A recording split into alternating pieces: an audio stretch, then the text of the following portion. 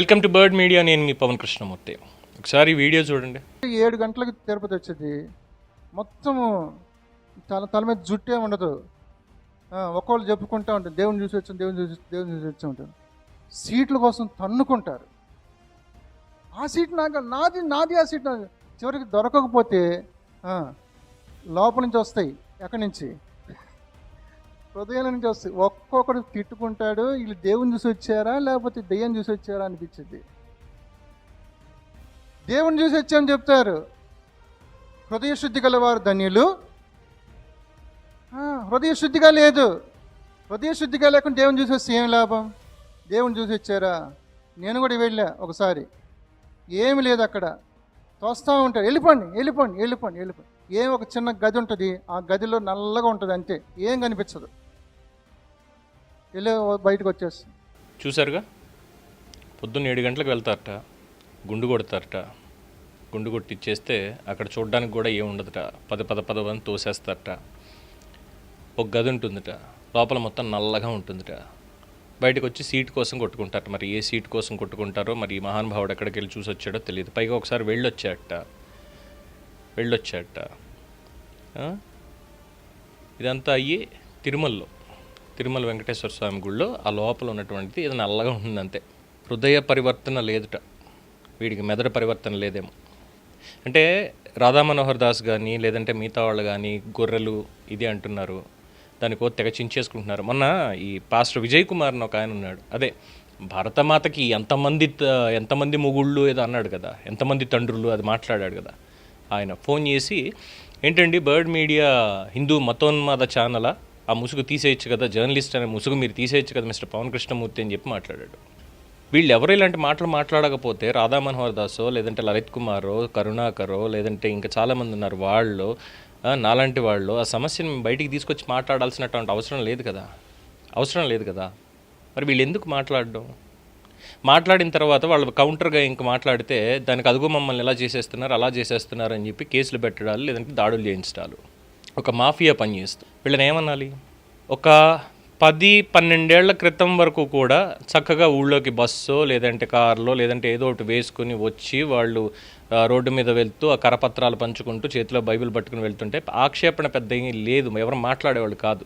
ఈ మధ్యలోనే ఎందుకు ఇవన్నీ ఎక్కువ అవుతున్నాయి? ఎందుకు ఎక్కడికి వెళ్ళినా సరే ముందు బోర్డులు పెడుతున్నారు, ఈ గ్రామం మొత్తం లేదంటే ఈ మండలం మొత్తం హిందువులే ఉన్నారు, ఇక్కడికి మత ప్రచారం కోసం ఎవరు రావద్దు అని ఎందుకు బోర్డులు పెడుతున్నారు?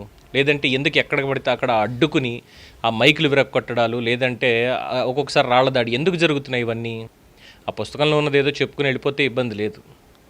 ఇగో ఇలాంటి కారు కూతలు కూస్తేనే.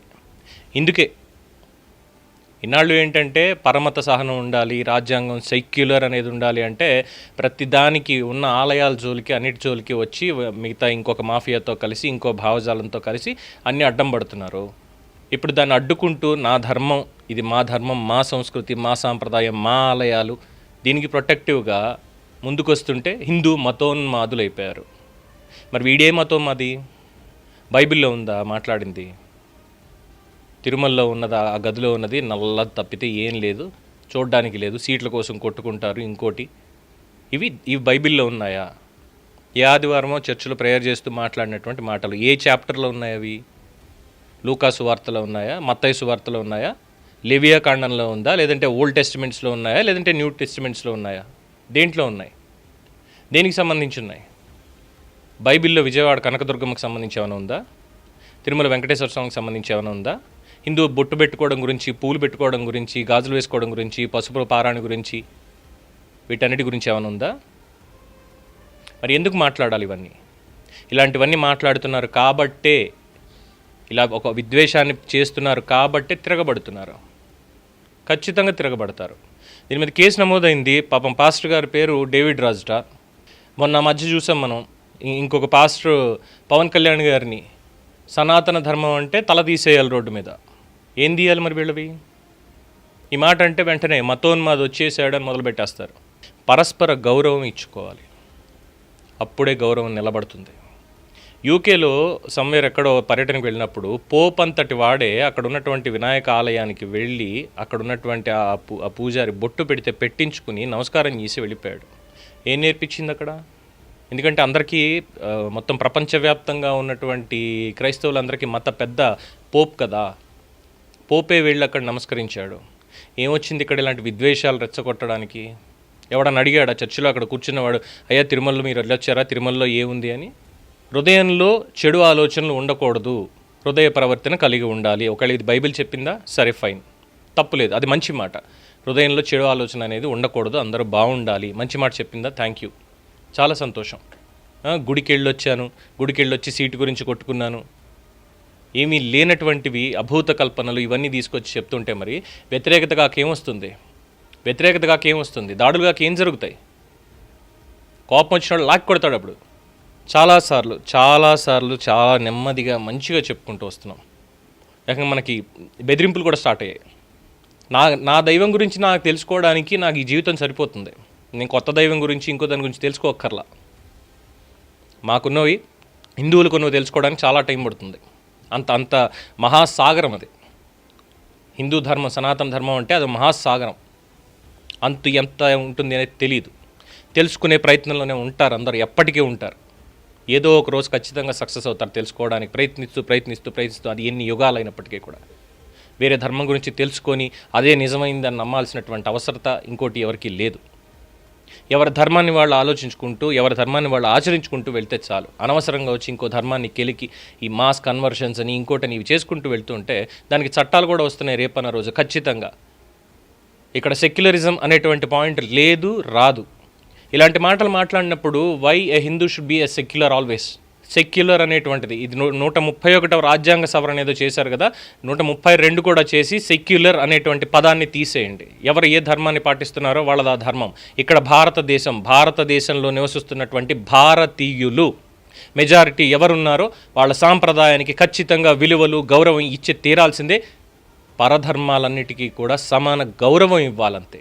పూర్తిగా ఇక్కడ హిందువులు అనేవాళ్ళు ఉండకూడదు అనేటువంటి రీతిలో ఇలాంటి చెడు ప్రచారాలు ఇవన్నీ చేసుకుంటూ, ప్రతిసారి విద్వేషాలు రెచ్చగొట్టుకుంటూ ఇవన్నీ చేస్తుంటే రాధా మనోహర్ దాస్ గొర్రెలనక ఏమంటాడు? సో దయచేసి గౌరవం ఇచ్చి పుచ్చుకోవాలి. మళ్ళీ చెప్పేది గౌరవం ఇచ్చి పుచ్చుకోవాలి. అంతేగాని ఇష్టం వచ్చినట్టు కారు కూతలకు వస్తాం, ఇలాగే చేస్తాం, బెదిరిస్తాం అంటే ఇక్కడ బెదిరిపోవడానికి ఎవరు సిద్ధంగా లేరు.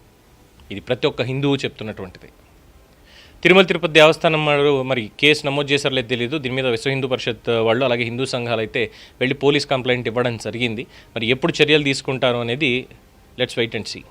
ఈ మధ్యకాలంలో ఇది బాగా ఎక్కువ అవుతుంది. ఈ ఇష్టం వచ్చినట్టు ఇలా మాట్లాడడం, తిరుమల మీద ఇలాంటి తప్పుడు ప్రచారాలు చేస్తూ ఉండడం, సనాతన ధర్మం అంటే తల తీసేస్తామని మాట్లాడడం, ఎవడొచ్చి ఏం చేస్తాడు అనేటువంటిది. ఇష్టం వచ్చినట్టు బెదిరింపు ధోరణిలో మాట్లాడుతున్నారు.